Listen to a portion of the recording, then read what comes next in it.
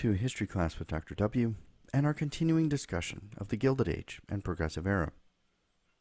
In the last few lectures, we've talked about the rise of big business, the big businessmen at the helm of those businesses, and the workers toiling away within them.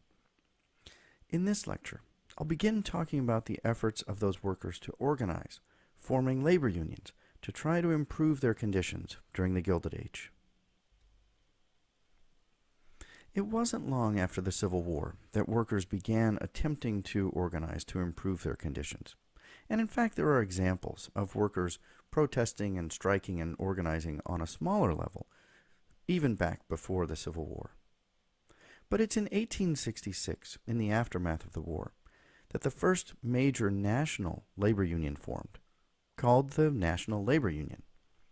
The leader of the NLU, William Silvis, fought for equal pay for women and temperance, among other causes. But it also reflected the racism of white workers, condemning Chinese workers and offering only lip service to African Americans. Its membership peaked at some 300,000 in the early 1870s. African Americans had their own labor unions as well, and in 1869, Isaac Myers formed the Colored National Labor Union in Washington, D.C. He believed that owners and workers should be able to find some middle ground.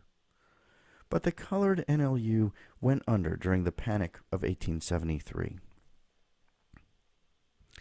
The Knights of Labor was founded in 1869 by Uriah S. Stevens. It was the broadest union form yet. It allowed all workers to join. Women and blacks were welcome. Under the leadership of Terence Powderly, the Knights of Labor grew during the 1870s. The Knights of Labor championed the 8-hour workday and the abolition of child labor, among many other things.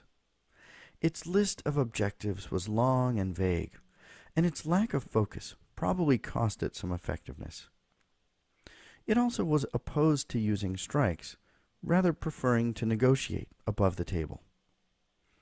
The Knights of Labor peaked with a membership of some 700,000 briefly in 1886, a date that's important for reasons I'll discuss a little bit later. In 1881, Samuel Gompers formed the rival American Federation of Labor, the AFL, the first of these unions that still exists even today. Gompers believed that the Knights of Labor was too broad an organization to accomplish anything, so he tightened the focus of the AFL.